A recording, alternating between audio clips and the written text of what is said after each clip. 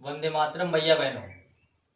आज हम कक्षा 9th में द्वितीय पाठ स्वर्ण काका है सोने का कौवा, इस पाठ का हिंदी अनुवाद करेंगे। पहले मैंने YouTube के माध्यम से आपको पाठ का हिंदी अनुवाद भेजा था। आज मैं खुद इस पाठ का हिंदी अनुवाद करूंगा। आपको घर पे इसका अध्ययन करना है। तो सब भैया भाई अपनी पाठ्य पुस्तक जो शेमुशी है वो निकाल लेंगे। उसमें द्वितीय पाठ है स्वर्ण काका है, वो पढ़ेंगे आज। सबसे पहले इसका परिचय पढ़ते हैं।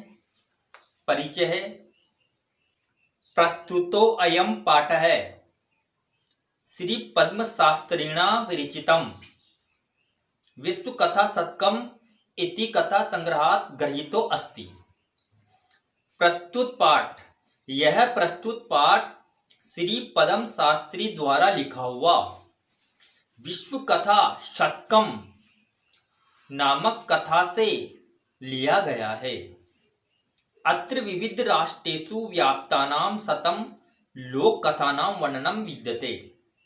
यहाँ विभिन्न देशों से व्याप्त 100 लोक कथाओं का वर्णन है। यहाँ विभिन्न राष्ट्रों से व्याप्त 100 लोक कथाओं का वर्णन है।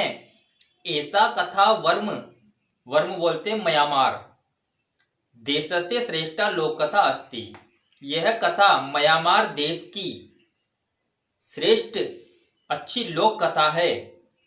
अस्या कथायाम लोभस्य दुष्परिणाम है। इस कथा में लोभ का दुष्परिणाम तथा और त्यागस्य सुपरिणाम, त्याग का अच्छा परिणाम स्वर्ण पक्ष काक माध्यमेन वर्णितो अस्ति। सोने के पंख वाले कौवे के माध्यम से वर्णन किया गया है। लोभ का बुरा परिणाम से क्या नतीजा निकला और लोभ के अच्छे परिणाम से क्या नतीजा निकला, एक सोने के कौवे के माध्यम रखकर इस कथा का वर्णन किया गया है। तो आइए अब इस पाठ को अच्छी तरह से ध्यान से पढ़ते हैं। सब भैया बहन अपनी अपनी पुस्तक में जिस पंक्ति को मैं पढ़ूं उस पंक्ति पर अपनी दृष्टि डालेंगे। पुरा कस्मिंचिद ग्रामे एक निर्धना वृद्धा स्त्री न्यवसत। प्राचीन काल में या पहले किसी गांव में एक गरीब वृद्ध स्त्री रहती थी। तस्या च एका दुहिता विनम्रा मनोहरा च आसीत। और उसके एक विनम्र मनोहर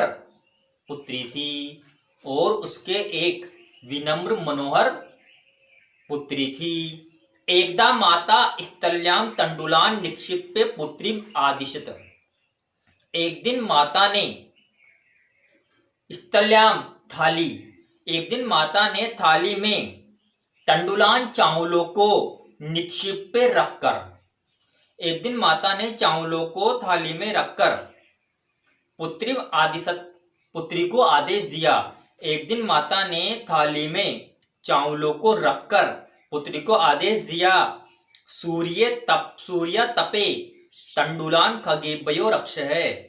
सूर्य के प्रकाश में चावलों की पक्षियों से रक्षा करो। सूर्य के प्रकाश में चावलों की पक्षियों से रक्षा करो।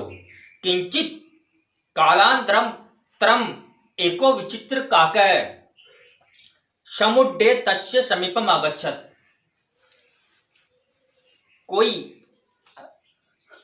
उसके बाद या कुछ समय बाद एक विचित्र अनोखा काका कौवा समुड्डे उड़कर तस्य समीपम आगच्छत उसके पास आया। कुछ समय बाद एक अनोखा कौवा उड़कर उसके पास में आया। नेता दृश्य स्वर्ण पक्षो रजत चंचु स्वर्ण काकस्तया पूर्व दृष्ट है। ऐसा सोने के पंख वाला, रजत चंचू चांदी की चोंच वाला। ऐसा सोने के पंख वाला, चांदी की चोंच वाला सोने का कौवा पहले नहीं देखा। उस बालिका ने ऐसा कौवा पहले नहीं देखा था जिसके सोने के तो पंख हो और चांदी की चोंच हो। तम तंडुलान खादंत च हसंत च विलोक्य बालिका रोदिता मां आरब्धा। तम उसे चावलों को खाता हुआ और हंसता हुआ देखकर बालिका ने रोना प्रारंभ किया। तम निवार्यंती सा प्रार्थियत, उसे रोकते हुए वह प्रार्थना करती है। जब कौवा उन दानों को खा रहा था तो उस बालिका ने उसे रोकने का लिए उससे क्या करी, प्रार्थना की। तंडुलान मां बख्शे, मेरे चावलों को मत खाओ। मदिया माता अति निर्धना वर्तते, मेरी माता बहुत गरीब है, निर्धन है।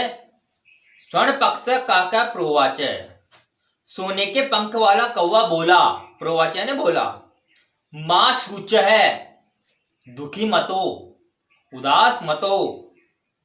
सूर्योदय प्रयाग ग्रामाद बही पीपल वृक्ष मनु त्वया आगंतव्यम। सूर्य उदय से पहले ग्रामाद बही, गांव के बाहर, पीपल के वृक्ष के नीचे तुम आ जाना। कवि ने कहा भाई सूर्य उदय से पहले गांव के बाहर तुम पीपल के वृक्ष के नीचे आ जाना।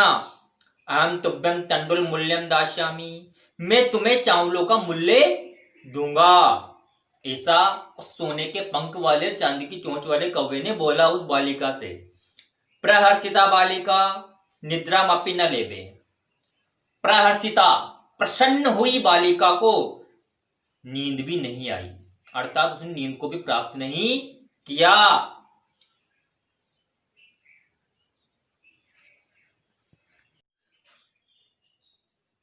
सूर्योदयात पूर्वमेव सा तत्र उपस्थिता, सूर्य उदय से पहले ही वह वहां उपस्थित हो गई।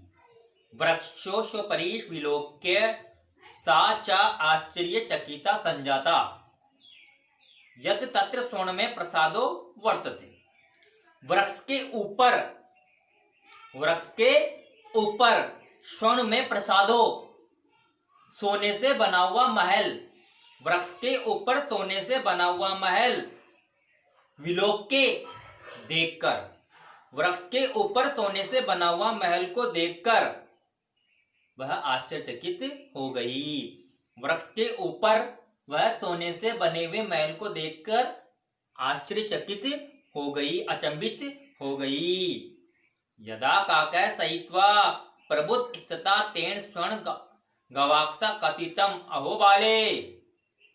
यदा काका है जब कौवा सहित्वा सो करके, प्रबुद्ध स्थिता और तैयार होकर के, सो करके तैयार होकर के उस सोने की गवाक्षा खिड़की में से, उस सोने की खिड़की में से कथितम कहता है, अहो बाले, अरे बालिका तुम आगता, तुम आ गई, तिष्ठ ठहरो, अहम तत् करते सोपानम अवतारयामी, मैं तुम्हारे लिए सोपानम अवतारयामी, सिड्डियां उतारता हूं। तत्कथयम, वह कहता है स्वर्ण में सोने से बनी हुई सिड्डी से आओगी, रजतमयम चांदी की बनी सिड्डी से, ताम्रमयम वा या तांबे की बनी हुई सिड्डी से आओगी। ऐसा कौवे ने उस बालिका से पूछा कि मेरे महल में तुम कौन से सिड्डी से आओगी। तो कन्या कहती है, कन्या अवदत, तो कन्या बोलती है, अहम निर्धन मातु दुहिता अस्मि, मैं निर्धन माता की पुत्री हूं, ताम्र सोपानेव आगमिष्यामि, तांबे की सिड्डी से ही आऊंगी। परम स्वर्ण सोपानेन सा स्वर्ण भवनम आरोहत, लेकिन सोने की सिड्डी से वह सोने के भवन में प्रवेश करती है। कौवे ने उसके लिए सोने की सीढ़ी उतारी और वह उस पे से चढ़ के सोने के भवन में प्रवेश करती है। एक बार यहां से पुनः देख लेते हैं। सूर्योदयात पूर्वमेव, सूर्य उदय से पहले ही वह वहां उपस्थित हो गई। वृक्ष के ऊपर सोने से बने हुए महल को देखकर वह आश्चर्यचकित हो गई। जब कौवा सोकर के तैयार होकर के उस सोने की खिड़की में से कहता है, अरे बालिका तुम आ गई, ठहरो, मैं तुम्हारे लिए सीढ़ी उतारता हूं। तुम कहो सोने की बनी हुई, चांदी की बनी हुई अथवा तांबे की बनी हुई सीढ़ी से आओगी? कन्या बोली, मैं निर्धन माता की पुत्री हूं, तांबे की बनी सीढ़ी से ही आऊंगी। लेकिन सोने की से बनी हुई सीढ़ी से वह सोने के भवन में प्रवेश करती है। चिरकालम भवने चित्र विचित्र वस्तुनि संजातानि दृष्ट्वा सा विस्मयगता। लंबे समय से, चिरकालम यानी लंबे समय से भवन में चित्र विचित्र वस्तुओं को सजी हुई देखकर सा विस्मयगता, वह आश्चर्यचकित हो गई। भवन के अंदर बहुत सारे ऐसे चित्र टंगे हुए थे जो विचित्र अनोखे थे, उन्हें देखकर बालिका आश्चर्यचकित हो गई। श्रांता ताम विलोक्य काका वदत। श्रांता, श्रांता यानी थकी हुई, उसे थकी हुई देखकर, ताम यानी उसे थकी हुई देखकर, काका है कौवा, अवदत बोला, कौवा बोला, पूर्व पहले, लघु प्रात रास क्रियताम वद तुम स्वर्ण स्थल्याम भोजनम करिष्यामि। पहले लघु प्रात रास है, पहले छोटा सा सुबह का नाश्ता कर लो, पहले छोटा सा सुबह का नाश्ता कर लो। वद तुम स्वर्ण स्थल्याम, तुम बोलो सोने की बनी हुई थाली में भोजन करोगी अथवा रजत स्थल्याम या चांदी की बनी हुई थाली में, उत्तर ताम्र स्थल्याम या तांबे की बनी हुई थाली में भोजन करोगी। बालिका वदत, बालिका बोली, ताम्र स्थल्याम अहम एव अहम। बालिका बोली, तांबे की बनी हुई थाली में मैं निर्धन गरीब भोजन करूंगी। कवि ने 3 बातें रखी थी कि भाई तुम सोने की थाली में भोजन करोगी, चांदी की में करोगी या तांबे की में करोगी। तो बालिका कहती है मैं निर्धन हूं, गरीब हूं, मैं तो तांबे की थाली में ही भोजन करूंगी। तदा सा आश्चर्यचकिता संजाता यदा स्वर्ण काकेन स्वर्ण स्थल्याम भोजनम परवेशितम। तदा तब वह आश्चर्यचकित हो गई। सा स्त्रीलिंग तो उस बालिका के लिए आया है। तब वह आश्चर्यचकित हो गई जब सोने के कौवे ने स्वर्ण स्थल्याम सोने की थाली में भोजन परोसा। परिवेशित यानी परोसा। न एतादृशम स्वादु भोजना मध्यावधि बालिका खादित्वती। ऐसा स्वादिष्ट भोजन बालिका ने पहले कभी नहीं खाया। काको अवदत, बालिके, कौवा बोला, हे बालिके, अहम इच्छामि, मेरी इच्छा है, यत की, मेरी इच्छा है कि तुम सर्वदा अत्रोत्तिष्ठ है, तुम हमेशा यहीं रहो। कौवा बोला, हे बालिका, मेरी इच्छा है कि तुम हमेशा यहीं रहो। परम त्वम माता तू एकाकिनी वर्तते। परम लेकिन तुम्हारी माता अकेली है। अतः इसीलिए त्वम शीघ्रमेव सगरम गच्छ है, तुम शीघ्र ही अपने घर जाओ। पुनः देख लेते हैं। चिरकालम लंबे समय से भवन में चित्र विचित्र वस्तुओं को देखकर, सजी हुई देखकर वह आश्चर्यचकित हो गई। थकी हुई उसे देखकर कौवा बोला, पहले छोटा सा नाश्ता कर लो। वह बोला कि तुम सोने की थाली में भोजन करोगी या चांदी की थाली में या तांबे की थाली में। बालिका बोली, मैं निर्धन तांबे की थाली में ही भोजन करूंगी। तब वह आश्चर्यचकित हो गया जब सोने का कौवा सोने की थाली में भोजन परोसता है। ऐसा स्वाद युक्त भोजन बालिका ने पहले कभी नहीं खाया। कौवा बोला, मेरी इच्छा है कि तुम हमेशा यहीं रहो, लेकिन तुम्हारी माता अकेली है। वह इसलिए तुम शीघ्र ही अपने घर जाओ। इत्युक्ता काका कक्षे भयांतरात् तिस्र मंजुषा निसार्ये ताम प्रियवदत् बालिके। इत्युक्ता ऐसा कहकर कौवा कक्षा भयंतरात कक्ष के अंदर या कमरे के अंदर तीसरा 3 मंजूषा संदूक निसारिये निकालकर, ऐसा कहकर कौवा कक्ष के भीतर से या अंदर से 3 संदूक निकालकर उससे बोलता है, बालिके, हे बालिके, यथेच्छम ग्रहण मंजूषा में काम, इच्छा अनुसार एक संदूक ले लो। ग्रहण यानी ले लो, इच्छा अनुसार एक संदूक ले लो। लघु तमा मंजूषा प्रघा बालिका कथितम इयत एवं मध्य तंडुलान मूल्यम। सबसे छोटे संदूक को लेकर बालिका कहती है, यही मेरे चावलों का मूल्य है। 3 तरह के संदूक थे, बड़ा, उससे मध्यम और उससे छोटा। तो सबसे छोटे संदूक को प्रग्रहा लेकर के बालिका कहती है, यही मेरे चावलों का मूल्य है। गृहम आगत्ते तया मंजूषा सम्मुद्घाटिता तस्य महाहरणी हीराकाणी विलोक्य सा प्रार्थिता तद्दिना धनिका च संजाता। घर आकर के उसने मंजूषा को संदूक को खोला, तस्य उसमें महाहरणी बड़े हार या मोती, हीरकाणी हीरे मोतियों को देखकर सा परिहर्षिता वह प्रसन्न होती है, तद धनिका च संजाता और उस दिन से ही वो क्या हो जाती है, धनवान हो जाती है। एक बार पुनः देख लेते हैं। ऐसा कहकर कौवा कक्ष के भीतर 3 संदूक निकालकर उससे बोलता है, बालिके, इच्छा अनुसार कोई सा भी एक संदूक ले लो। सबसे छोटा संदूक लेकर बालिका ने कहा, यही मेरे चावलों का मूल्य है। घर आकर के उसने मंजूषा को खोला, संदूक को खोला, तो उसमें हीरे और मोतियों को देखकर वह प्रसन्न होती है और उस दिन से वह धनवान हो जाती है। ये तो था सुपरिणाम।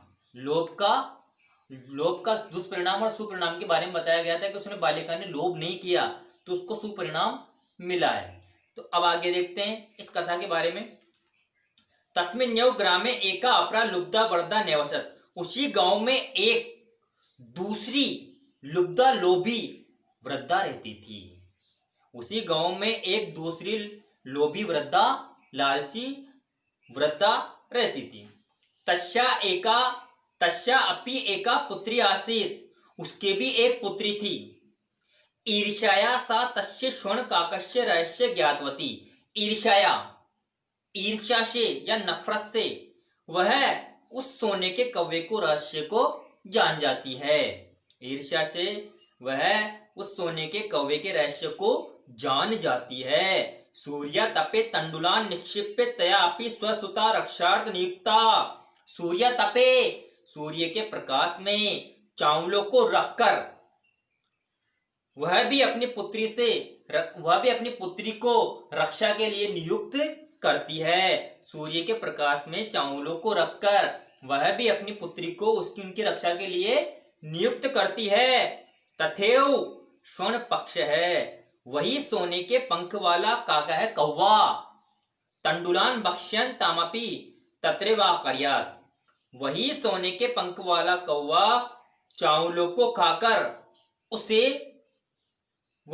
उससे बोलता है, उसे कहता है, प्रातः स्त्र गत्वा सा काका निर्भय संति प्रोवाचत है।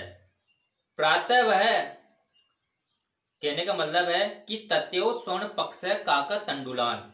वही सोने के पंख वाला कौवा चावलों को खाकर उसे वहां बुलाता है, जहां पहले उस बालिका को बुलाया था ना, कहाँ पे, कि पीपल के वृक्ष के नीचे तुम आ जाना, मैं तुम्हें चावलों का मूल्य दूंगा। तो उस बालिका को भी उसने कहाँ बुलाया, उस पीपल के वृक्ष के नीचे। प्रातः तत्र गत्वा सा काका निर्भय से अंत्य प्रोवाचत। प्रातः वह मतलब सुबह वह वहां जाकर कौवे से निर्वसयंती निडर होकर प्रोवचत बोलती है। भो नीच काक है, अरे नीच कौवे, अहम आगता, मैं आ गई। महाम तंडुल मूल्यम प्रियच्छ, मुझे चावलों का मूल्य दो। काको ब्रुवीत, कौवा बोला, अहम तत्कृत्य सोपानम अवतारयामी, मैं तुम्हारे लिए सिद्धियां उतारता हूं। तत्कथय, तुम कहो, स्वर्णमय रजतमय ताम्रमय वा, तुम सोने की बनी हुई सिद्धि से आओगी या चांदी की बनी हुई या तांबे की बनी हुई सिद्धि से आओगी, ऐसा उस कवि ने उस बालिका से पूछा। गर्वितया बालिकाया प्रोक्तम, घमंडी बालिका बोली, स्वर्णमयन सोपनिन अहम आगच्छामि, सोने की बनी हुई सिद्धि से मैं आऊंगी। बालिका ने कहा कि मैं तो सोने की बनी हुई सिद्धि से आऊंगी। परम स्वर्ण काकस्त करते ताम्र में सोपाने प्रयच्छत, लेकिन सोने के कौवे ने तत्कृत्य उसके लिए तांबे की सिद्धि उतारी या तांबे की सिद्धि दी। स्वर्ण काकस्तया भोजनम ताम्र भोजनम एव अकार्यत, सोने के कौवे ने उसे भोजन भी तांबे की थाली में ही कराया। प्रतिनिवर्त काले स्वर्ण काका कक्षा अभियंत्रा तिस्र मंजुषा तत्परम समुत क्षिप्ता, प्रतिनिवर्त काले उसके बाद कुछ समय बाद सोने का कौवा कक्ष के अंदर से 3 संदूक लाकर उसे कहता है या उसे देता है। लोभाविष्टा सा बृहत्तमा मंजुषा घृतवती, लोभी बालिका ने सबसे बड़ा संदूक लिया। गृहमागत्ते ता हर्षिता यावत् मंजुषा घोटितयत, मंजुषा मुद्घाटयति तावत् तस्याम भीषण कृष्ण सर्पो विलोकित, घर आकर के वह प्रसन्न होती हुई जब उस संदूक को खोलती है तब उसमें से भयंकर काला सांप दिखता है, उसमें भयंकर काला सांप दिखता है। लुब्धया बालिका लोभस्य फलम प्राप्तम, लोभी बालिका को लोभ का फल प्राप्त हो जाता है। तदंतरम सा लोभम प्रत्यजत, उसके बाद वह लोभ को त्याग देती है। एक बार इसको पुनः देखते हैं। उसी गांव में एक दूसरी लोभी वृद्धा रहती थी, उसकी भी एक पुत्री थी।